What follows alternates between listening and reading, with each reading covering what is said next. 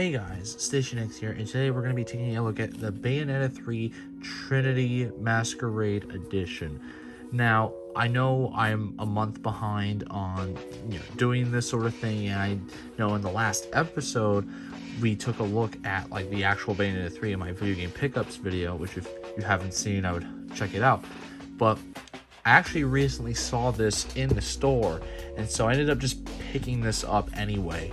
And I'll probably end up returning one of the versions. No, probably just the original one that I bought anyway. So, because this one was $89.99 as opposed to the original being $59.99. And so I could kind of give you like a, is this kind of worth it sort of thing. If you're a big fan of Bayonetta, I'm sure most people would have bought this anyway. But we're just going to take a look at what's inside and see if you haven't bought it, is it worth it for you. Right here on the front of the box, as you can see here, get this really nice red. It's basically crimson red. All of this is raised up here. Bayonetta herself is just raised with the logo just kind of shining right here. The Bayonetta logo itself is a little raised up, not as much as this, but and then here you can see a close-up on the Trinity Masquerade Edition, so that's pretty cool. And here's the bottom, here's the side right here,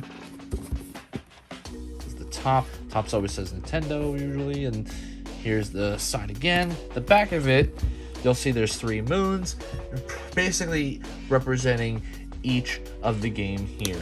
And we'll also see on the back it says includes Bayonetta 3 game, art book, 2 alternate art Bayonetta game cases.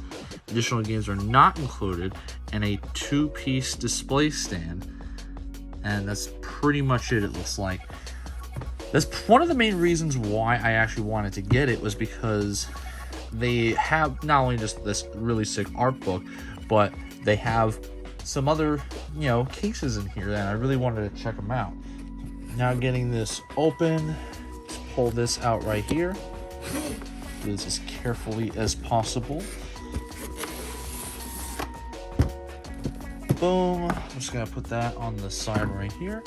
All right, so we're gonna take a look at this first thing that we see in the collector's edition, which are the the game itself and these alternate cases. But before I do that, I do want to preface that I haven't played a whole ton of Bayonetta. Basically, I've only really played the first one, and I was sort of like okay into it. I obviously ended up buying Bayonetta 2 because of the Wii U release, and when they were coming onto the Switch, I didn't buy them right away.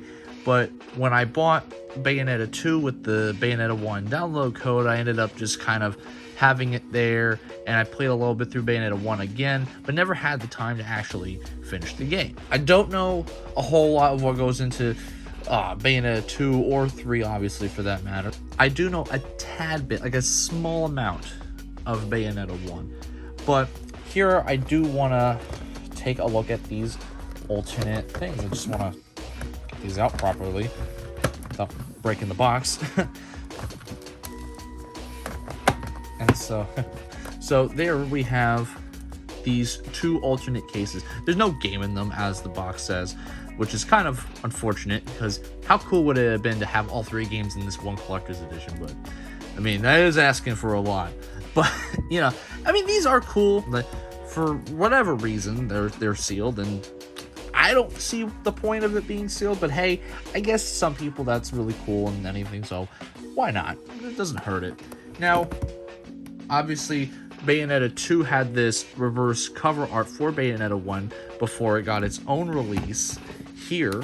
So we have a few different covers now for Bayonetta 1 on the Nintendo Switch. Of course, these actually would match your Nintendo Switch collection, and this one doesn't, but this one at least kind of matches the original, the cover that they end up using for the re-release. But I do believe this is the original one that was both on the PS3 and 360 as well, because this did come out on other systems besides Nintendo. But yeah, that's basically Bayonetta 1. Pretty cool.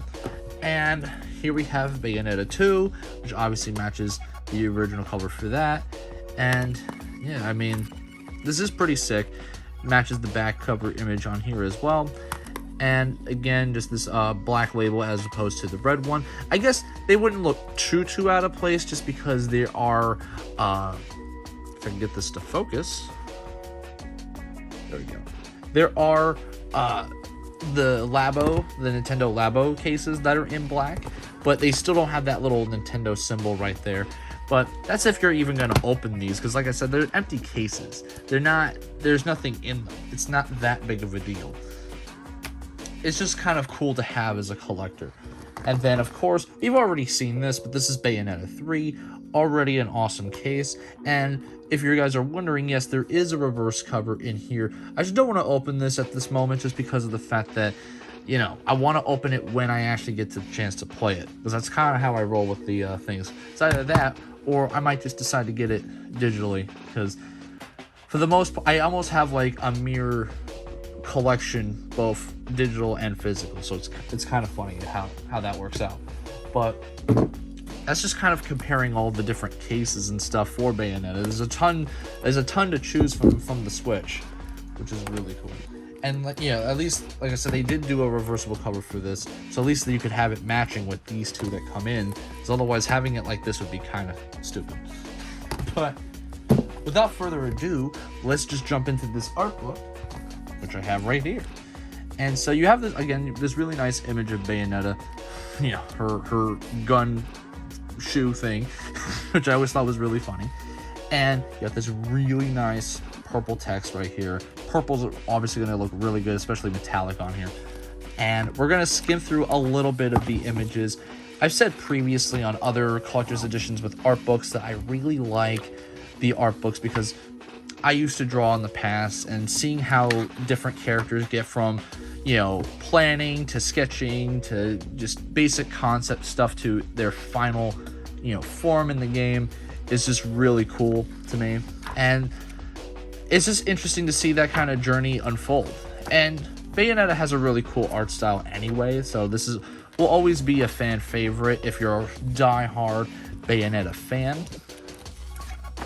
But, you know, I gotta say, for the stuff that you do get in here, some people this might not be worth it so much to a casual fan of Bayonetta, but if you're someone who really is interested in stuff like the art book and those alternate cases and want to add to your Bayonetta shrine, basically, you can't go wrong with this.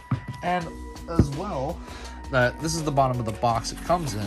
If you remove this underlayer, then you will see a little stand that you could punch out and kind of have it standing on its own. And so you could, I'm assuming, have the display case just kind of display the art book here, or I guess you could use it for this guy, but I don't see how or why you would. Or I guess you could just use it for the cases themselves while they're in here, maybe. That would make more sense to me, right? But I don't know, I'm probably not gonna do that because I don't want a hole in this box. Well, that will be pretty much it for today's video. There wasn't much to it, to this collector's edition. It was really just the extra the alternate cases, the game, and the art book. If you enjoyed the video, I really highly encourage you subscribing because it really helps me out in supporting the channel. And let me know what you guys think in the comments below. Did you guys get this when it first came out? Did you guys think it was worth it for you? Let me know in the comments below. I've been Station X, and I hope you guys have a wonderful day.